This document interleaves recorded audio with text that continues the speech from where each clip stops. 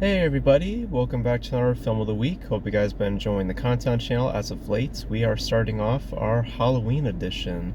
For the next couple Film of the Weeks through the month of October, we'll be discussing horror-based, or at least, films that would be, associated within that genre, within that sort of aura. And so we are with our first Film of the Week for October, the Halloween edition. We're in my car just because my family's just getting home, and just wanted to have some my own space just to do this review.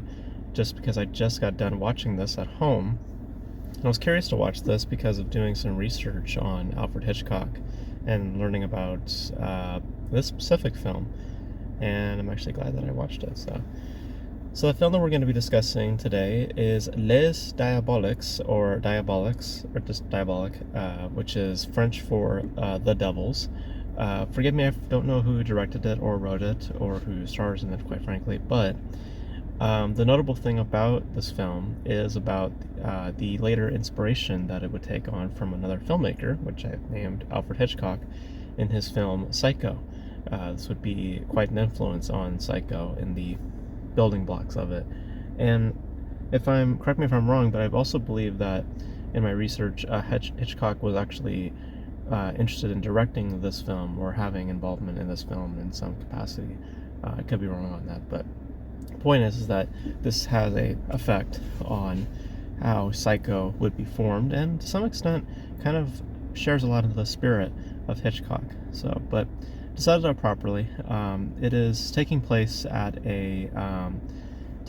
within a dynamic, or I guess you could say a trio, between two women, both of which have had relations to a man who is currently with one of these women, and within a very toxic relationship, very abusive, very demanding, very just looming over this person.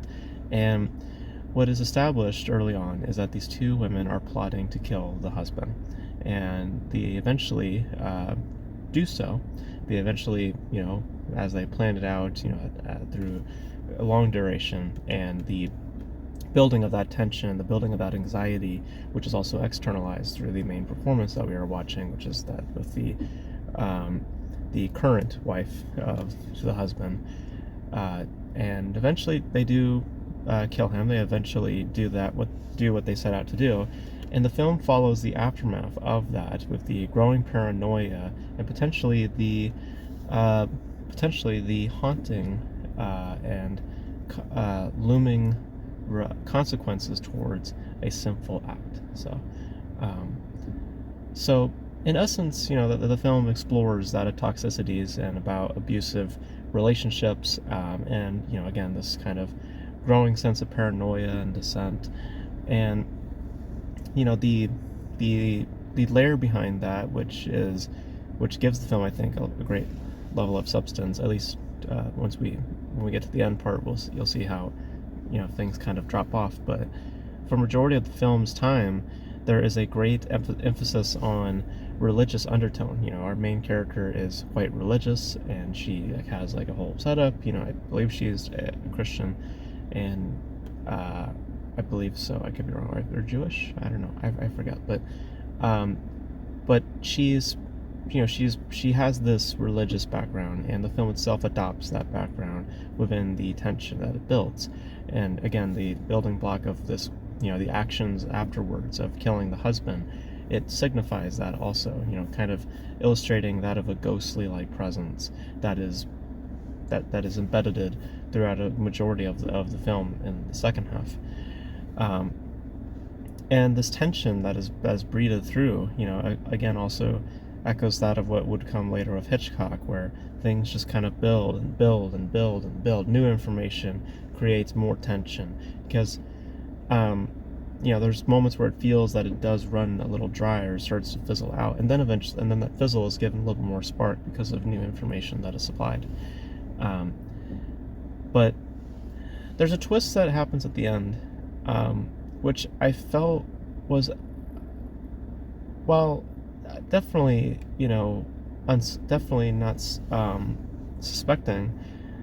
I feel as though it actually goes against that added layer, that very nicely added layer of this religious ideology, or the idea about belief, that's embedded underneath. On the on the top, there's of course, about, as I've illustrated, about abuse and about toxicities, that does take priority.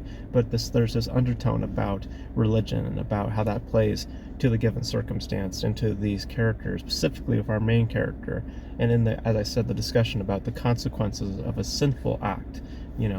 I think that as the film plays and that ghostly presence becomes much more prominent, I'm found it to be a lot more fascinating, in that it is, separating itself from that idea and adding another layer to its commentary on toxicity, and kind of in some ways flipping the mirror, kind of giving us a different perspective of that, or a different perspective of those sort of ideas. And the film is definitely playing on that. I mean, the film's title, suggests that. The mood, again, about where it progresses, it definitely signifies all of that. But when it all drops, quite hard, strangely enough, is when that twist happens. Because then it just kind of deflates a lot of the build-up of that layer that was there, and it makes that layer rather questionable and rather not as important because of that twist that is now there. And they try to bring it all back in building it now as a tragedy, because there's these little details that they plant about, like a little boy who sees another person, and then at the end they see another person, and the differences in what they actually saw and the different meanings behind that. They try to kind of salvage that layer by presenting that very ending statement. But I feel as though that layer is like, what that twist is a needle, and you have the balloon that's expanding. You have this added layer that just kind of expands and gives a lot more life to the film, and this twist kind of pops, and then that ending is kind of like a band-aid. So but ultimately, though, it is decreased, and it doesn't feel as though that that build is continuing to, as much as it feels that it has fell apart a little. So I feel that the twist is unnecessary. I don't think that we needed to have that in there because of what it does to the added layer, that added texture to the story itself. But generally speaking, I mean, aesthetically, it is quite stunning. I love the framing of it. I love the big wide shots of the buildings, specifically at nighttime. I think that I'm a sucker for black and white, but specifically how they handle the black and white in this, I thought was very, very good.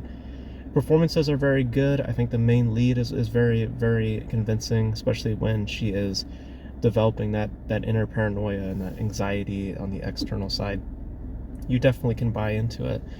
I just wish, though, that they committed to that ghostly atmosphere that was being built, and within that ghostly atmosphere, that very informative atmosphere, because it does a lot for our main subject and about the themes themselves, giving a different layer and a different dimension to them. I just wish that they had committed to that instead of providing this twist that just really goes against that added layer that they're trying to establish, which I think is very, very good.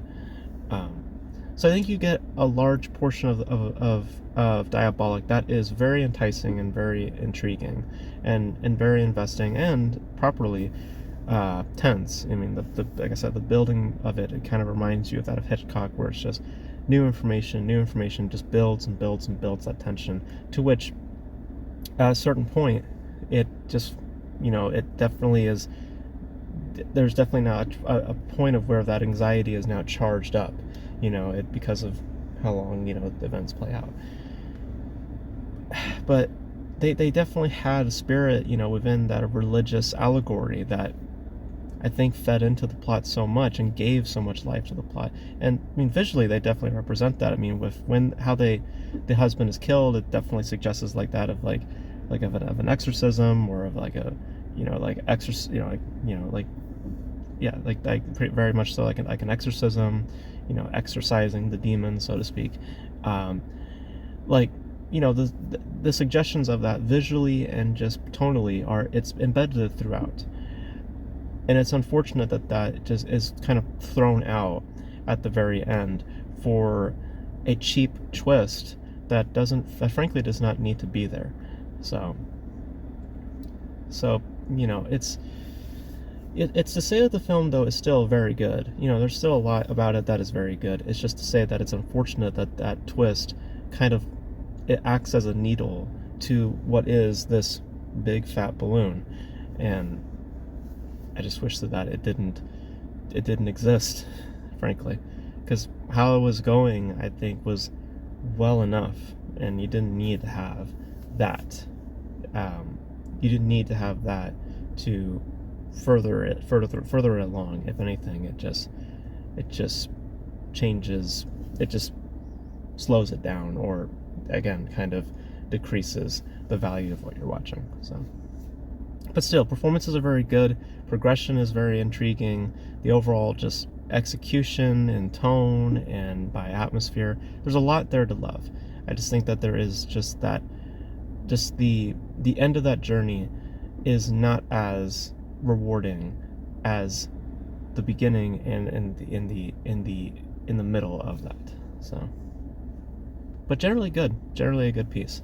I just wish that it landed or ended on a better note, or at least on the momentum tonally, that ghostly atmosphere. I wish that it was riding that and not dropping off at the end. But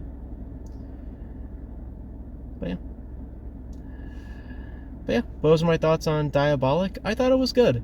Again, I just wish that they ended it better, or at least just continued on with how they were moving along, and not just kind of do a 180. It just didn't need to do that at all. There was no need for that sort of thing.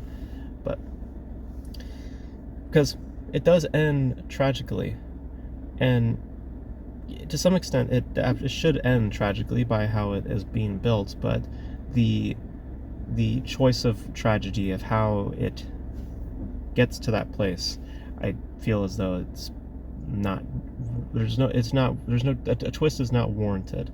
You know, I feel as though the atmosphere that is being built throughout is enough to establish a certain type of tragedy that I felt would land a lot stronger and would give, again, a lot more texturing to the themes itself. Whereas this just kind of makes them straightforward and standard. But you guys know your thoughts on Diabolique if you guys have seen it. Let me know also, is my remembering of the information, like, is this film does help in building Psycho, right? Or Alfred Hitchcock had some involvement in Diabolique, right? I mean, you guys let me know, maybe I'm forgetting or just getting information confused, but let me know all your thoughts in the comment section below. And that's gonna be it for this video, guys. Thank you guys for tuning in, and until then, I will catch you guys in the next video. Bye.